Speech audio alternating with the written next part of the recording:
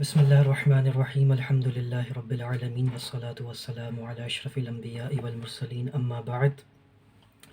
الحمد للہ الاربعین النوویہ کی آج ہم نے 8ویں حدیث اللہ تعالیٰ کی توفیق سے پڑھنی ہے۔ پچھلی درس میں ہم نے اس کی قرأت کی تھی، انشاءاللہ آج اس پہ تفصیلی گفتگو کرتے ہیں۔ عن ابن عمر رضی اللہ تعالی عنہما قال، عبداللہ ابن عمر رضی اللہ تعالی عنہما سے مروی ہے، قال رسول اللہ صلی اللہ علیہ وسلم کہ اللہ کے رسول صلی اللہ علیہ وسلم نے ارشاد فرمایا، امرتو مجھے حکم دیا گیا ہے۔ امرتو فعل مجعول کا صیغہ ہے۔ امرتو مجھے حکم دیا گیا ہے، ان اقاتلا کہ میں قتال کروں، الناسا لوگوں سے، انسانوں سے، ان اقاتل الناسا کہ میں قتال کروں لوگوں سے، حتیٰ یہاں تک کہ یشہدو وہ گواہی دیں، ان لا الہ الا اللہ کہ اللہ کے سوا کوئی عبادت کے لائق نہیں، وان محمدًا رسول اللہ صلی اللہ علیہ وسلم اور اس بات کی گواہی دیں کہ محمد صلی اللہ علیہ وسلم اللہ کے رسول ہیں، ویقیموا الصلاۃ اور نماز کو قائم کریں، ویؤتوا الزکوٰۃ اور زکوٰۃ کو ادا کریں، فاذا فعلوا ذلک پس اگر وہ ایسا کر لیں، عصموا منی تو بچا لیں گے وہ سب، منی مجھ سے، دماءہم اپنے خونوں کو، واموالہم اپنے مالوں کو، الا سوائے بحق الاسلام اسلام کے حق کے، وحسابہم علی اللہ اور ان کا حساب و کتاب جو ہے وہ اللہ کے ذمے ہے۔ رواہ البخاری والمسلم۔ تو اس حدیث مبارکہ میں اللہ تعالیٰ کے رسول صلی اللہ علیہ وسلم نے ارشاد فرمایا کہ مجھے حکم دیا گیا ہے کہ میں لوگوں سے قتال کروں، لوگوں سے جہاد کروں، یہاں تک کہ وہ اس بات کی گواہی دینے لگ جائیں کہ اللہ کے سوا کوئی عبادت کے لائق نہیں ہے، محمد صلی اللہ علیہ وسلم اللہ کے رسول ہیں۔ اور پھر یہاں پہ بھی بس نہیں کی، پھر یعنی عمل بالجوارح، یعنی اپنے، کیونکہ ہم نے پڑھا تھا نا شاید شروع میں کہ ایمان جو ہے وہ تصدیق یعنی تصدیق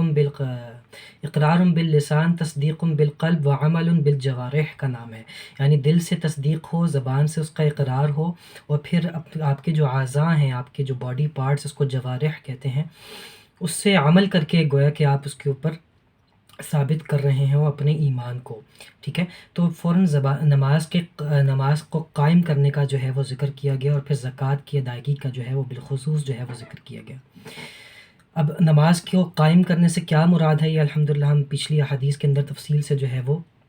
پڑھ چکے ہیں، اور زکوٰۃ کی ادائیگی کے حوالے سے بھی ہم جو ہے وہ ذکر کر چکے ہیں۔ فَإِذَا فَعَلُوا ذَلِكَ اگر وہ ایسے کر لیں گے تو اپنے خونوں کو اور اپنے مالوں کو مجھ سے بچا لیں گے، الا بحق الاسلام ہاں اگر وہ اسلام کے مطلب سوائے اسلام کے حق، مراد یہ کہ اگر وہ اسلام کے حقوق کی ادائیگی کے اندر کوتاہی کریں گے تو پھر ان سے مواخذہ ہوگا، پھر ان سے مطالبہ ہوگا، پھر ان کا محاسبہ ہوگا۔ وحسابہم علی اللہ آخرت کا حساب و کتاب، ان کا حساب، ان کی جزا تو اللہ کے سپرد ہے، لیکن اس کا یہ مطلب نہیں ہے کہ اسلامی حکومت جو ہے وہ دنیا میں مواخذہ نہ کرے، اسلامی حکومت جو ہے وہ دنیا میں محاسبہ اور ان کا معاقبہ نہ کرے، ایسا نہیں ہے۔ تو اس کے حدیث میں گویا کہ اللہ کے رسول صلی اللہ علیہ وسلم نے جہاد کے حوالے سے جو ہے بنیادی طور پہ جو ہے وہ ارشاد فرما دیا ہے۔ ہم لوگ اسلام کا، بعض لوگ سمجھتے ہیں کہ اسلام کا صرف ایک پہلو جو کہ محبت کے اوپر مشتمل ہے، جو کہ اخوت کے اوپر مشتمل ہے، اور جو کہ جو ہے پیار، محبت اور ان چیزوں کے اوپر مشتمل ہے، ہم اس کو بعض اوقات ہائی لائٹ کرتے ہیں، اور کرنا بھی چاہیے، اسلام تو نام ہی سلامتی کا ہے، لیکن اس کا دوسرا پہلو جو ہے وہ جہاد کا جو پہلو ہے، اس میں ہم لوگ بعض اوقات جو ہے وہ بہت ڈنڈی مارتے ہیں۔ تو دیکھیں جہاد بھی جو ہے وہ بیسک بنیادی طور پر اسلام، یعنی اسلام جو کہ سلامتی کا نام ہے، اس سلامتی کو قائم کرنے کے لیے بھی جہاد کی آپ کو ضرورت ہے۔ جب تک آپ جہاد کو اختیار نہیں کریں گے، جو اس سلامتی کو آپ کبھی بھی جو ہے وہ پا نہیں سکتے، ٹھیک ہے۔ اس سلامتی کو آپ کبھی بھی پا نہیں سکتے جب تک کہ آپ یعنی اس کے لیے باطل سے ٹکرائیں نہ، ٹھیک ہے۔ اس لیے کہتے ہیں نا کہ ایک معاشرے کے اندر اس کی خوشحالی کے لیے امن، اور یعنی ایک معاشرے کی خوشحالی کے لیے انصاف جو ہے، عدل جو ہے وہ درکنار ہے۔ اور وہ عدل کیسے آتا ہے؟ وہ عدل آتا ہے نظام کے ذریعے سے، اور وہ نظام کیسے آتا ہے؟ وہ نظام آتا ہے جد و جہد سے، جہاد سے، قتال سے، ٹھیک ہے۔ یہ چیزیں بہت ضروری ہیں، کیونکہ باطل کبھی بھی جو ہے وہ اللہ کے دین کو جو ہے وہ اس کو قبول نہیں کرتا الا یہ کہ آپ اس سے جو ہے جب تک جھگڑتے نہیں ہیں۔ اب اس میں تفصیل ظاہری بات ہے، فقہی یہ بات تفصیلات ہیں، ٹھیک ہے نا۔ جہاد جو ہے وہ جیسے کہ اللہ ہمیں معلوم ہے معروف کے طور پہ کہ ایک دفاعی جہاد ہے اور ایک مدافعانہ جہاد ہے، ٹھیک ہے۔ تو دفاعی جہاد تو ظاہری بات ہے، وہ تو obvious ہے کہ یعنی جب کسی مسلمان ملک کے اوپر حملہ ہوتا ہے تو سب اس کا دفاع کرتے ہیں۔ اصل جو جہاد ہے وہ مدافعانہ جہاد ہے، اقدامی جہاد جس کو بولتے ہیں۔ اور وہ اگر ہم نبی کریم صلی اللہ تعالیٰ علیہ وسلم کی زندگی کو ہم دیکھیں، مکی زندگی کو، مدنی زندگی کو، تو اب ظاہر یہاں پہ بہت مختصر وقت کے لیے ہم جمع، میں اس کا خلاصہ اگر جو ہے آپ لوگوں کے سامنے رکھوں تو مکی زندگی کے اندر 13 سال نبی کریم صلی اللہ علیہ وسلم نے ایک جماعت کو تیار کیا، ٹھیک ہے، ایک جماعت کو تیار کیا، یعنی دعوت کے ذریعے سے، تزکیہ نفس کے ذریعے سے ایک جماعت کو اللہ کے رسول صلی اللہ علیہ وسلم نے تیار کیا، اس کی تربیت کی، اس کو نشو و نما دی۔ اور پھر جب اللہ کے رسول صلی اللہ علیہ وسلم نے محسوس کیا کہ اب جو ہے یہ جماعت تیار ہو گئی ہے، اور پھر ہجرت سے پہلے مدینہ منورہ میں جب وہ دیکھا گیا کہ یہاں کے لوگوں نے اسلام قبول کیا ہے اور تربیت کو قبول کیا ہے، اور مطلب یہ قبول کر رہے ہیں، اس کے بعد اللہ کے رسول علیہ الصلوۃ والسلام نے جو ہے اس دین کو جو ہے قائم کیا، نظام کو قائم کیا، اور اس کے بعد جتنی بھی جو جد و جہد ہوئی ہے اس کو پھر جہاد کے ذریعے سے جو ہے اللہ کے رسول نے جو ہے وہ پھیلایا۔ مکے میں پھر پہلی جب غزوہ بدر ہوئی اور پھر یعنی باطل کے ساتھ ٹکرایا ہے ان لوگوں کو۔ میری آواز کلیئر ہے کہ نہیں آ رہی، کیا معاملہ ہے؟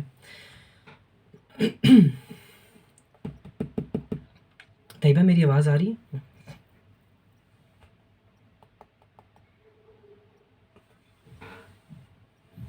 اوکے، یہ بتائیے گا اگر کوئی مسئلہ ہو۔ چلیں بسم اللہ دیکھتے ہیں انشاءاللہ ٹھیک ہو جاتی ہے۔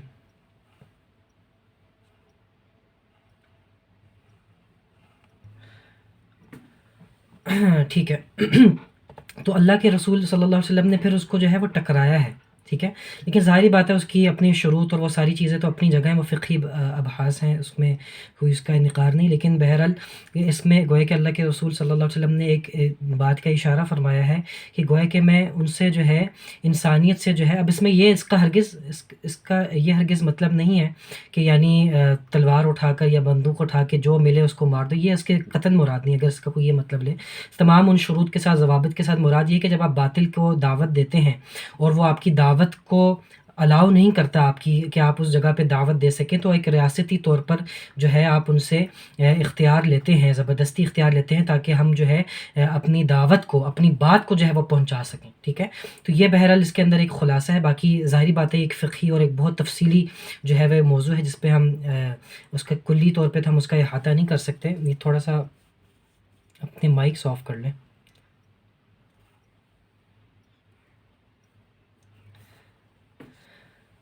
ٹھیک ہے،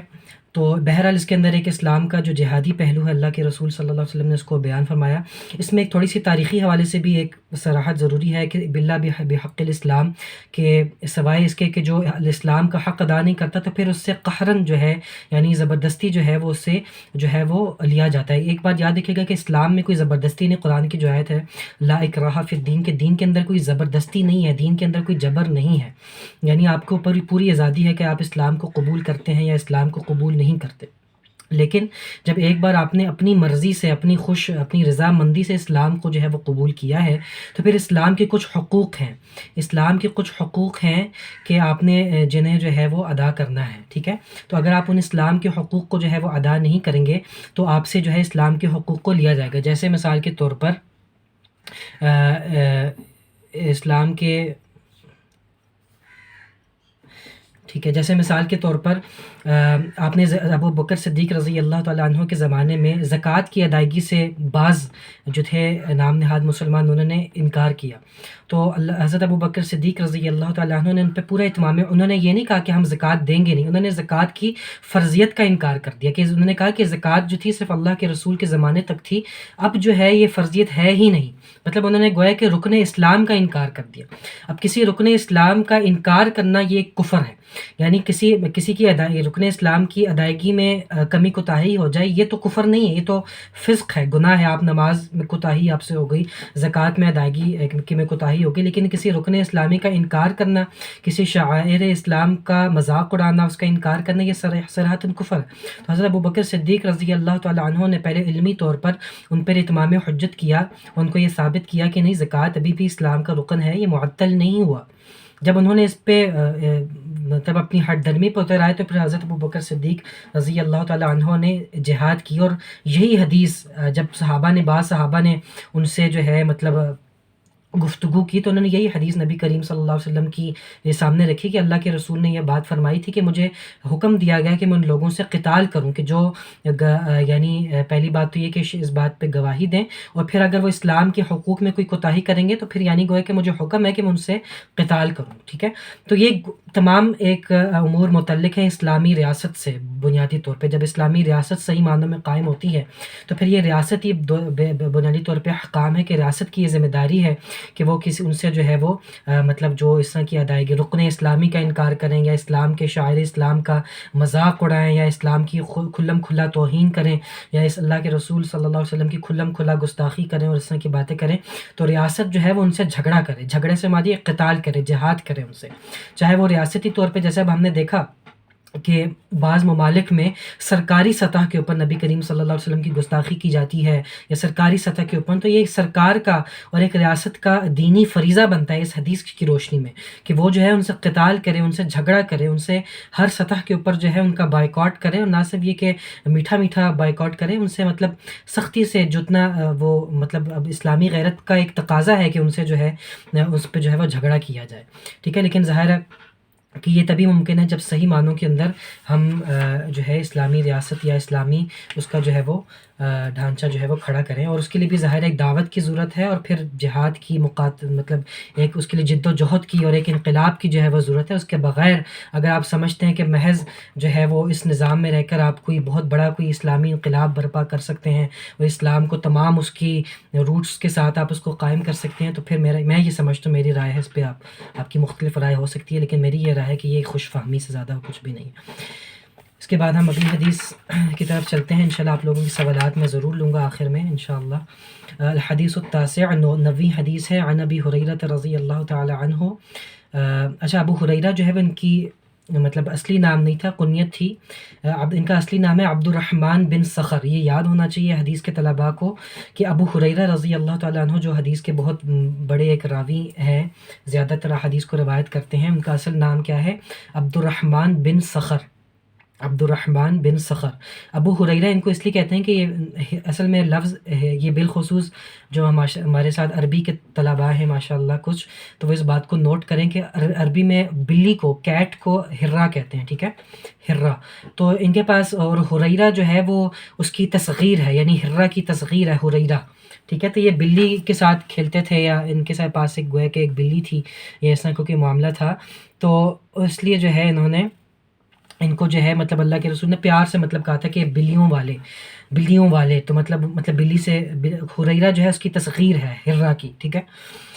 تو ان کے اس لیے ان کا نام پڑ گیا ابو ہریرہ، ورنہ اصل میں ان کا نام ہے عبد الرحمن بن صخر۔ تو یحدث انہ سمع رسول اللہ صلی اللہ علیہ وسلم یقول، فرماتے ہیں کہ اللہ کے رسول صلی اللہ علیہ وسلم نے ارشاد فرمایا، ما نہیتکم عنہ فاجتنبوہ، ما جو یہ اسم مائے موصولہ ہے، ٹھیک ہے، ما نہیتکم عنہ فاجتنبوہ، کہ جس چیز سے گویا کہ میں تمہیں منع کرتا ہوں، فاجتنبوہ، پس اس سے اجتناب کیا کرو، وما امرتکم بہ، تو اور جس چیز کا میں تمہیں حکم کرتا ہوں، فأتوا منہ ما استطعتم، تو اس حکم کو بجا لایا کرو، ما استطعتم، جتنی تمہاری استطاعت ہے۔ وہ قرآن کی آیت بھی ہے نا، فاتقوا اللہ ما استطعتم، کہ اللہ کا تقوی اختیار کرو جتنی تمہاری استطاعت ہے۔ تو وہی والی بات، اب جیسے جہاد کی بھی پہلے بات آئی، اقامت دین کی بھی بات آئی، تو فاتقوا اللہ ما استطعتم فأتوا منہ ما استطعتم، جتنا تمہاری استطاعت ہے تم نے اتنا اس کے لیے کرنا ہے۔ انسان جو ہے وہ دیکھے کہ میں ڈاکٹر ہوں، میں انجینئر ہوں، میں معلم ہوں، میں عالم ہوں، میں کچھ اور بزنس مین ہوں، میں اپنی ڈومین میں رہ کے کیا کر سکتا ہوں اللہ کے دین کے لیے، کیا میں اس کے لیے کر سکتا ہوں؟ اپنی فاتقوا اللہ ما استطعتم، جتنی استطاعت تمہاری ہے تم نے اللہ کا تقوی اختیار کرنا ہے، جتنی استطاعت تمہاری ہے تم نے اللہ کے حکم کو، اللہ کے رسول کے حکم کو بجا لے کر آنا ہے۔ ہاں اب اس میں یہ نہیں کہ انسان مطلب اب مثال کے طور پہ کچھ معاملات ہوتے ہیں اجتماعی معاملات ہوتے ہیں، کچھ معاملات ہوتے ہیں انفرادی معاملات ہوتے ہیں، ٹھیک ہے؟ ان اجتماعی معاملات یہ ہے اقامت دین ہے، جہاد ہے، ریاست کی قوانین، اللہ کی قوانین کو نافذ کرنا ہے، اس پہ تو آپ اپنی استطاعت جتنی ہے اتنی ہی کر سکتے ہیں۔ کچھ چیزیں انفرادی طور پہ، اب میں اپنی انفرادی زندگی کا مالک ہوں، میں نماز چاہے پڑھوں نہ پڑھوں، سود کھاؤں نہ کھاؤں، پردہ کروں نہ کروں، دیگر مطلب معاملات ہیں، اس میں بھی انسان کو چاہیے کہ وہ اپنی استطاعت کے مطابق، لیکن اب یہ نہ ہو کہ انسان کہ یار اب میں بہت تھکا ہوا ہوں، اب میں نماز نہیں پڑھ سکتا، تو کیونکہ اب حدیث میں آیا کہ اپنی استطاعت کے مطابق حکم کو بجا لانا، اس لیے آج میں نماز نہیں پڑھتا کل سے پڑھوں گا، یہ مطلب نہیں ہے اس کا۔ اگر کوئی اس کا یہ مطلب سمجھتا تو یہ مطلب ہرگز نہیں ہے۔ اب مطلب یہ ہے کہ جہاں پہ تمہارا بس ہی نہیں چلتا، جہاں پہ تمہارا بس ہی نہیں چلتا، مثال کے طور پہ میرا بس نہیں چلتا، مثال کے طور پہ کہ ہم میں سے کسی کا بس نہیں چلتا کہ سپریم کورٹ میں یا ہائی کورٹ میں کیا لاز ہم نے امپلیمنٹ کریں، ابھی یہاں پہ اس لیول پہ ابھی ہمارا بس نہیں چل رہا، تو ٹھیک ہے ہم جب اپنا بس کو تھوڑا ذرا اپنی جو ڈومین ہے اس کو ہم انکریز کرنے کی کوشش ضرور کریں، لیکن ابھی ہمارا بس نہیں چلتا تو ہم جتنا بس چلا سکتے ہیں ہم نے اتنے سے کرنا ہے۔ لیکن اب میرا یہ تو بس چلتا ہے کہ میں نماز ادا کروں، میرا یہ تو بس چلتا ہے کہ میں اپنے کم از کم انفرادی طور پہ سود نہ کھاؤں گی، تو میرا بس چلتا ہے نا۔ ہاں اجتماعی طور پہ میرا بس نہیں چلتا کہ میں ملک پاکستان سے سود کا خاتمہ کر دوں، وہ حکومت کی ایک ذمہ داری ہے۔ اجتماعی طور پہ میرا بس نہیں چلتا کہ میں جو ہے اگر فرانس نے کوئی شاعر اسلام کا مذاق اڑایا تو میں جا کر اس کے اوپر جو ہے اٹیک کر دوں، لیکن انفرادی طور پہ میرا جتنا بس چلتا ہے تو اس پہ میں اللہ کو جواب دوں۔ انفرادی طور پہ تو میں سود نہ کھاؤں نا، انفرادی طور پہ تو میں اپنے ذات کے اوپر تو میں اسلام کو نافذ کروں، اپنے گھر پہ تو میں اسلام کو نافذ کروں۔ تو یہ ہے فَأْتُوا مِنْهُ مَا اسْتَطَعْتُمْ، کہ اس میں سے حکم میں بجا لاؤ جتنی تمہاری استطاعت ہے۔ فَإِنَّمَا أَهْلَكَ الَّذِينَ مِن قَبْلِكُمْ كَثْرَةُ مَسَائِلِهِمْ، کہ اللہ کے رسول فرماتے ہیں کہ تم میں سے پہلے جو لوگ تھے نا، ان میں سے سب سے زیادہ جو لوگ ہلاک ہوئے نا، تم میں سے پہلے لوگوں میں سب سے زیادہ جو وہ ہلاکت کا شکار ہوئے، تو اس کی وجہ کیا تھی؟ كَثْرَةُ مَسَائِلِهِمْ، ان کے سوال تو بہت زیادہ ہوتے تھے، سوال تو بہت کرتے تھے۔ وَاخْتِلَافُهُمْ عَلَىٰ أَنْبِيَائِهِمْ، لیکن اپنے انبیاء سے اختلاف کرتے تھے، اپنے انبیاء سے اختلاف کرتے تھے۔ کتنی بڑی بات ہے، یعنی سوال پوچھنے آئیں گے تو اچی بچی گھس کے اس کے اندر پوچھیں گے، ٹھیک ہے؟ یعنی سوال میں کوئی وہ نہیں ہے، لیکن پھر سوال پوچھنے کے بعد جب حق واضح ہو جائے گا تو پھر انبیاء سے اختلاف کریں گے۔ پھر انبیاء سے اختلاف کا مطلب کیا؟ پھر نافرمانی کریں گے۔ یہ ہے اصل بات۔ سوال کرنا مذموم نہیں ہے، سوال کرنا برا نہیں ہے، سوال تو کریں، لیکن سوال کے بعد جب جواب ملے تو پھر اس کی اتباع بھی تو کرو نا۔ لیکن جب سوال کرتے تھے لیکن نبی کا اپنے انبیاء کرام کی جو ہے وہ مخالفت کیا کرتے تھے، ان سے اختلاف، نبی سے اختلاف کرنا، یعنی نبی تو وہ ذات ہوتی ہے جس سے اختلاف نہیں کیا جاتا، نبی کی ہر بات کو سے جو ہے وہ اتفاق کیا اتباع کی جاتی ہے۔ امام مالک رحمۃ اللہ علیہ کا سے منسوب ایک ہے نا وہ قول کہ انہوں نے نبی کریم صلی اللہ علیہ وسلم کی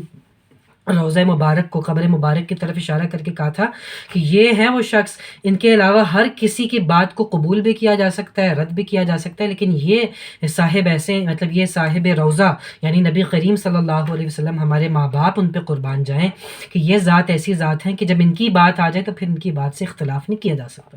اب نبی کریم صلی اللہ علیہ وسلم تو ہمارے درمیان موجود نہیں، لیکن ان کی احادیث تو ہمارے درمیان موجود ہیں، ان کی باتیں تو ہمارے درمیان موجود ہیں۔ ان کی ذات سے اختلاف کرنے یا ان کی مخالفت کرنا، آپ کو یہ نہیں کہ کوئی ذاتی مخالفت ہوگی، ان کی باتوں کو نہ ماننا ان کی مخالفت ہے۔ کہ آپ کو ایک بات پتہ چل گئی کہ یہ صحیح حدیث ہے، یہ نبی کریم صلی اللہ علیہ وسلم کے الفاظ ہیں، پھر آپ کہیں کہ نہیں جی میرا اس پہ من نہیں مانتا، میرا دل نہیں مانتا، اور میں اس کو یوں کروں گا اور میں اس کو ووں کروں گا، یہ اس کی اجازت نہیں۔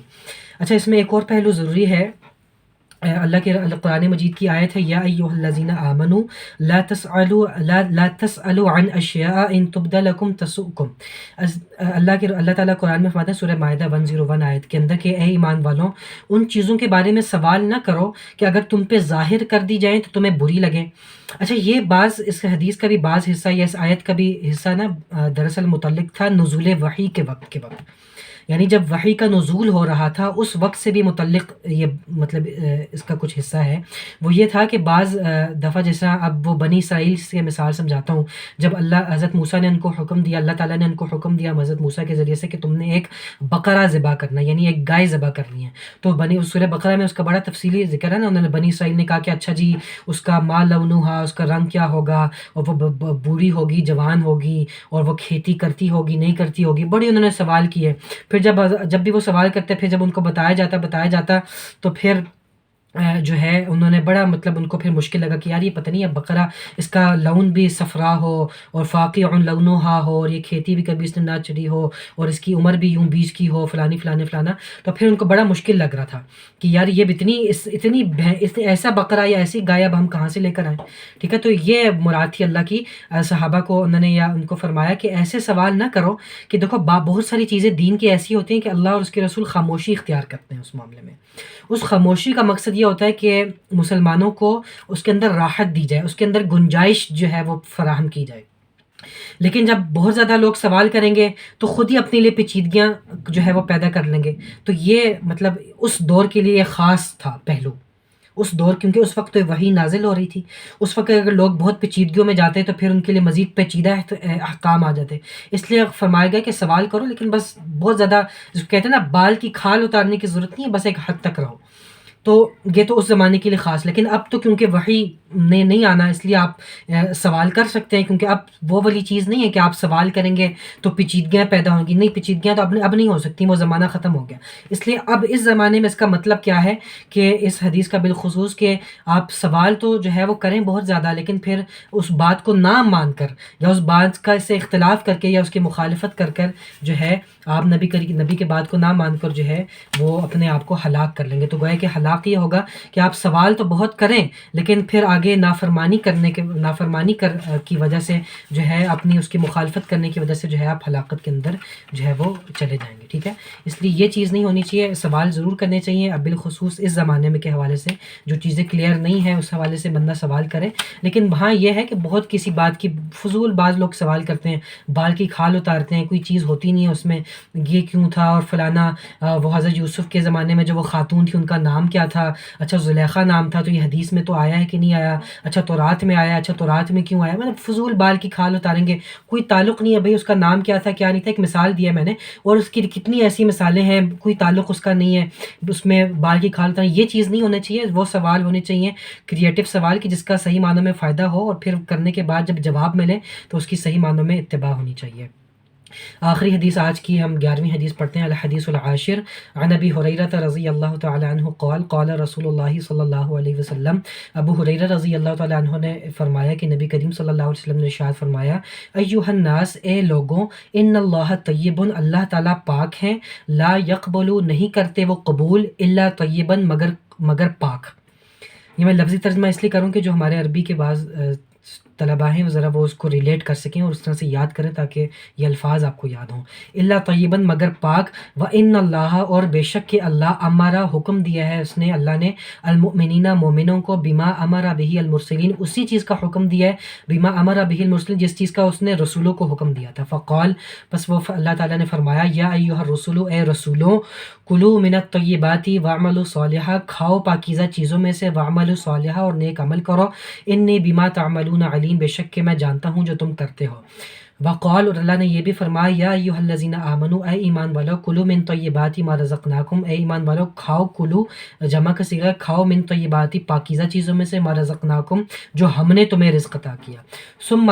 پھر، ذکر کیا، الرجل، اس رجل کا، اس شخص کا، یطیل، جو طویل کرتا ہے، السفر، سفر کو، اشعث اغبر، اشعث کہتے ہیں جس کے بال بکھرے ہوئے ہوں، سفر کی وجہ سے، تھکاوٹ کی وجہ سے بال اس کے جو ہیں وہ بکھرے ہوئے ہوں، اخبر، اور بالوں میں کثرت سفر کی وجہ سے وہ کیا کہتے ہیں، ابر آلود ہوئے ہوں، غبر آلود ہوئے ہوں، کیا ہوتا ہے وہ جو غبار آلود ہو گئے ہوں. یمد یدیہ الی السماء، کہ ہاتھ پھیلاتا ہے اپنے آسمان کی طرف. یمدو کہتے ہیں، مد یمدو پھیلانے کو کہتے ہیں، الی السماء، آسمان کی طرف. یا ربی، یا رب، اے میرے رب، اے میرے رب، یعنی اللہ سے دعا کرتا ہے ہاتھ پھیلا کر.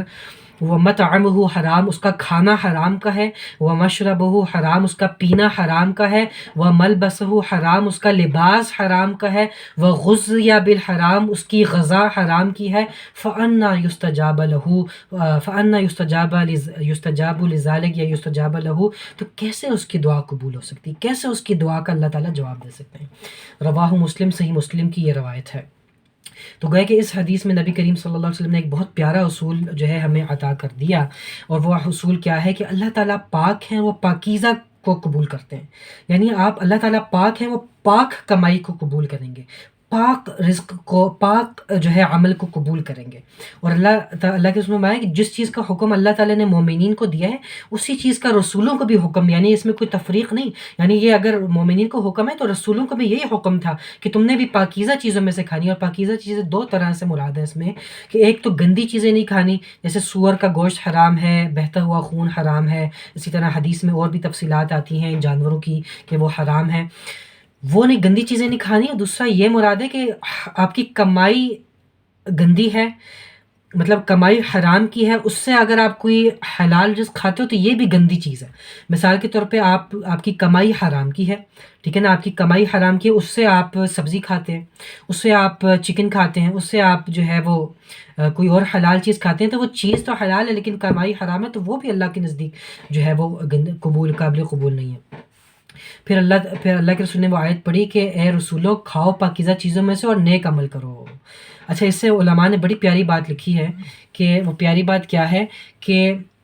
اس سے ثابت ہوتا ہے کہ آپ کی جو غذا ہوتی ہے نا، اس کا آپ کے عمل کے اوپر بڑا فرق پڑتا ہے۔ آپ حلال کمائی کھاتے ہیں تو آپ کے عمل کے اوپر وہ ظاہر ہوتی ہے، آپ حلال چیزیں کھاتے ہیں آپ کے عمل کے اوپر وہ چیز ظاہر ہوتی ہے۔ اس لیے بعض صوفیہ گو کہ یہ کوئی اتنی وہ بات مطلب یہ کوئی شرعی حکم نہیں ہے، لیکن ویسے نیک لوگوں کا مطلب ایک ہمیشہ سے ایک معمول ہے کہ وہ بازار کی چیزوں کو نا تھوڑا اوائڈ کرتے تھے، مطلب نظر انداز کرتے تھے، وہ کہتے تھے گھر کا ہم کھانا کھائیں گے۔ بعض آپ نے شاید بزرگوں میں بھی بات سنی ہو، اپنے بھی دادا وغیرہ ان میں سے، کہ وہ کہتے تھے مطلب اس کا نا عمل کے اوپر بڑا جو ہے وہ ذکر